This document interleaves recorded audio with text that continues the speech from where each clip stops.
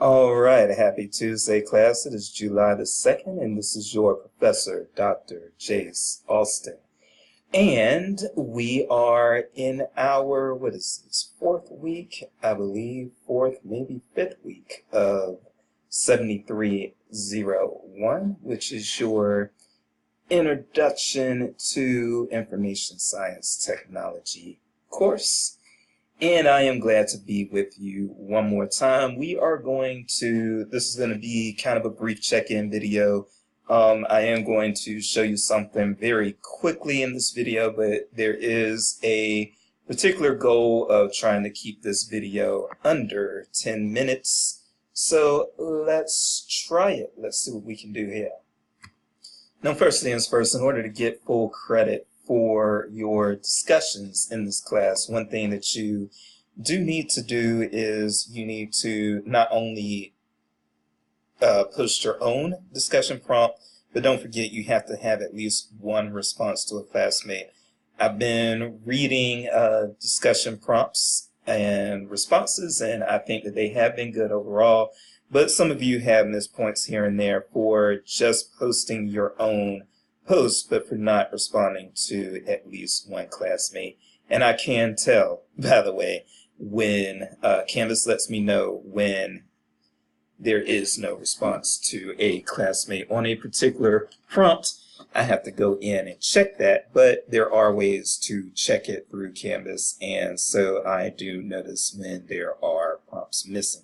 So just try your best to keep up, try your best to not only post your original prompt, but to also, well, your original post, but to also respond to at least one classmate's post. And you can keep the conversations going as long as you want, or at least as long as the discussion prompt is open. But just make sure that you engage at least one of your classmates on their post in order to get full credit on that assignment. Now, like I said, the discussion prompts have been really, really good. The discussions have been good. You all have been respectful to each other. That's the type of thing that I would like to continue to see. Now, another thing that I want to kind of go over really quickly is just that the library vendor review will be due on July the 14th.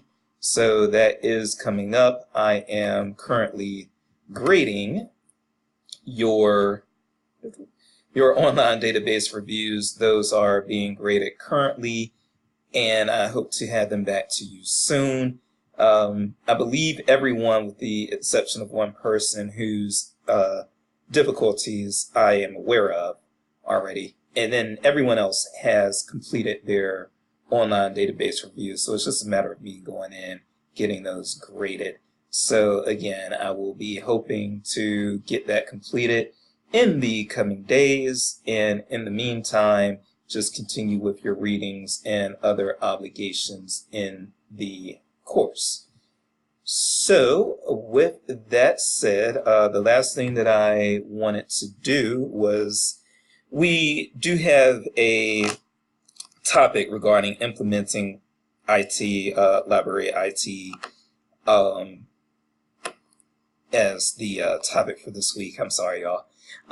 That is our topic for the week, implementing library IT. So the main thing that I just wanted to show you, and you can look at this on your own time, but I wanted to make you all at least vaguely aware that for this and for a lot of issues actually that come up in libraries, there is a LibGuide that is run by ALA on this subject.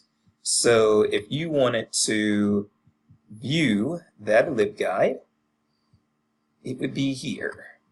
https://libguides.ala.org/library/home. And if you were to do this, you'd be brought to this page here. And this page links to a lot of resources and a lot of extra readings that you all can get into in order to learn a little bit more about implementing library technology. So we start with the home page here, and we've got the ALA fact sheet 21. This Of course, they've got, I don't know if you would call it legalese, but they've got this disclaimer here: companies and products listed in this fact sheet are named for informational purposes only. ALA does not endorse specific products or companies. Contact companies directly for further information. But you can scroll down here. You will have a few links here. WorldCat is going to be something that I would assume all of you are going to use at some point in your professional practice. But we've also got the American Library's Buyer's Guide, System and Technologies, titles at the ALA store. You want to pick up some books or some ebooks or some webinars and that sort of thing. And then Computers and Libraries, a library resource guide. So that can be useful. Got a few publications here about automation and additional references here that can be helpful. And then you've got a couple of other tabs here. So request for proposal and writing. This is something that may be useful if you are trying to craft your own request for a proposal for library technology. You may find some useful things here. Okay. All right.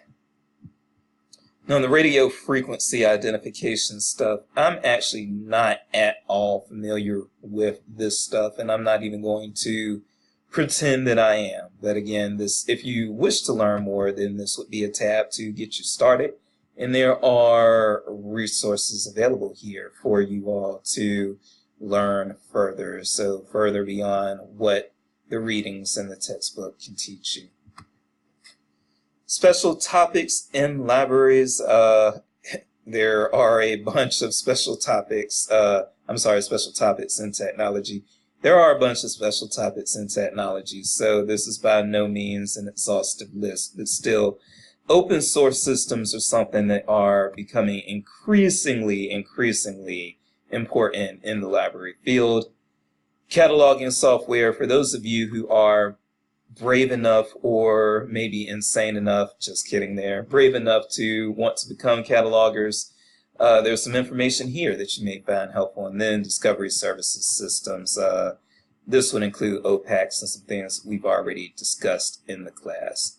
Finally, small and home libraries. Going through some of these discussions, I see that quite a few of you are working as, some of you even as librarians, but also some of you as, I hate the term paraprofessionals, and I wish I could readily use a better term, but for the sake of just going through this quickly and keeping this under 10 minutes, I will say paraprofessionals for now. But many of you are working in rural libraries already. So small libraries that can be found in rural areas, they can also be found in corporations, courthouses, museums, hospitals, homes, and prisons. And so when you have small and unique and special libraries, there may be additional and unique things that they have to consider when implementing technologies, and so you can find some of that here. So again, this is your URL for the LibGuide for implementing library technology. This could end up being very helpful for some of you, so it's something you may want to take a look at. And with that said, I am out. This is it for me for this week, and so enjoy your 4th of July holiday, and we will be in touch, whether on the discussion board, by email, or through my future recordings. Take care of yourselves and each other.